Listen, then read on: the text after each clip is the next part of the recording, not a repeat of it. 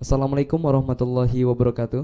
Waalaikumsalam warahmatullahi wabarakatuh. Allahumma sholli ala sayyidina Muhammad wa ala ali sayyidina Muhammad. Allahumma sholli wa sallim alaihi wa ala alihi wa sahbihi. Semoga Abi dan keluarga sehat selalu dan terus istiqomah dalam segala kebaikannya.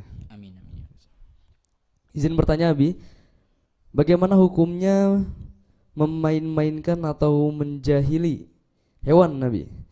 Contohnya seperti menarik-narik kambing atau menendang-nendang kepalanya Abi. Syukron atas jawabannya Abi. Assalamualaikum warahmatullahi wabarakatuh. Waalaikumsalam warahmatullahi wabarakatuh. Islam itu adalah agama yang mengajarkan kepada kasih sayang.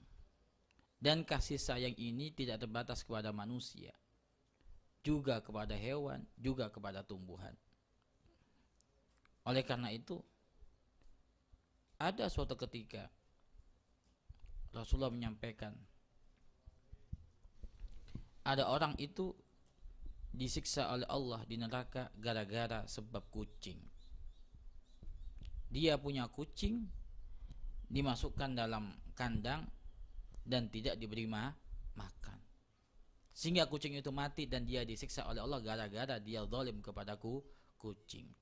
Itu pelajaran bagi kita bahwasanya hewan sekalipun itu adalah makhluk Allah, bukan hanya manusia. Memang manusia adalah makhluk yang paling sempurna, tapi yang disayangi oleh Allah bukan hanya manusia, hewan juga disayang oleh Allah. Dan bahkan kalau kita bisa hitung-hitung, yang banyak berjasa itu manusia apa hewan? Hah? Hewan apa manusia? Hewan.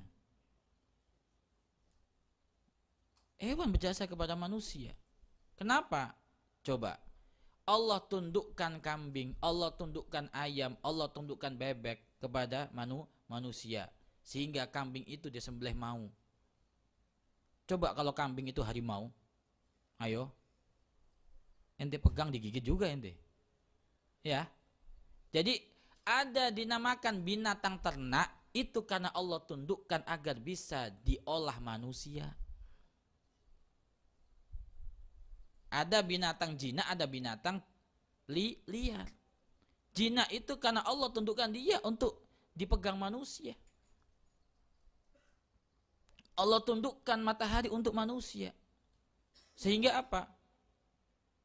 Cahayanya sedang masuk ke bumi. Coba kalau tidak, ya gosong. Allah tundukkan air untuk manusia. Contoh air yang bermanfaat, banyak mana manfaat sama bahayanya? Banyak manfaatnya. Yang bahaya mungkin sesekali. Itu Allah ingin menunjukkan bahwasanya itu ada air yang jenisnya tidak tunduk pada ente. Begitu. Walaupun ente buat bendungan, kalau sudah jebol ya jebol. Ya, betul. Kapal di atas laut, kira-kira gede mana kapal dan lautnya? Kalau kapal yang kecil itu bisa berlayar di atas laut, berarti kira-kira itu karena kemampuan manusia atau Allah tundukkan laut untuk manusia? Allah tundukkan laut untuk manusia. Agar apa? Agar manusia bisa menyeberang di atasnya. Coba kalau tidak, lihat ketika air laut tidak tunduk pada, ketika air laut ditunjukkan bahwasanya tidak tunduk pada manusia, ya seperti itu, digulung itu kapal. Pesawat itu terbang apakah karena mesinnya atau karena ada angin di situ? Hah? Karena Allah tundukkan angin sehingga pesawat itu bisa terbang di atas awan, Jadi itu semuanya Allah tundukkan kepada makhluk Allah, ditundukkan untuk manusia. Dan kalau hitung-hitung, manusia bodoh-bodoh ingat doakan hewan yang doakan manusia. Ya. Penuntut ilmu itu didoakan oleh hewan. Semua binatang akan doakan orang yang menuntut ilmu. Hatal hitan fil bahar. Sampai ikan yang kecil di dasar laut itu mendoakan orang yang menuntut ilmu. Kira-kira yang banyak berjasa siapa? Manusia atau hewan? Hewan. Jadi jangan sombong. Kita sebagai manusia, walaupun kita sebagai Allah ciptakan sebagai khalifah yang ngatur bumi, kita itu dibantu oleh para makhluk Allah juga. Coba seandainya kita tidak kita Allah tidak ciptakan misalkan ular untuk makan tikus, kira-kira panen itu gagal terus, tikusnya banyak. Jadi semuanya sudah diatur untuk kemanfaatan manusia. Sehingga ayo kita sadar, jangan ada satupun yang berani untuk menzalimi hewan. Itu juga makhluk Allah.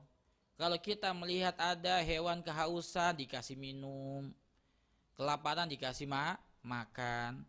Bukankah kita sering mendengar bahwasanya ada seorang wanita yang pendosa diampuni oleh Allah Subhanahu wa taala dosanya gara-gara dia ngasih minum kucing. Ngasih minum kucing, padahal kucing nggak bisa dimakan oleh dia. Jadi jagalah hewan yang ada di sekitar kita.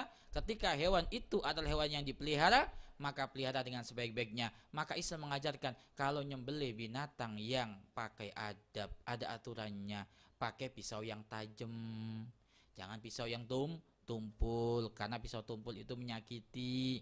Pisau tajam itu mati sekaligus mati dia. Digores langsung mati. Kalau pisau tumpul kasihan, kayak ente kalau dicekek-cekek gitu kan lumayan sakit. Makanya jangan ada sekali-kali yang mengganggu binatang, jangan menyakiti binatang, karena binatang juga makhluk Allah Subhanahu wa taala. Siapapun yang hatinya punya rahmat kepada siapapun yang di sekitarnya akan disayangi oleh Allah Subhanahu wa taala. Wallahu a'lam bishawab.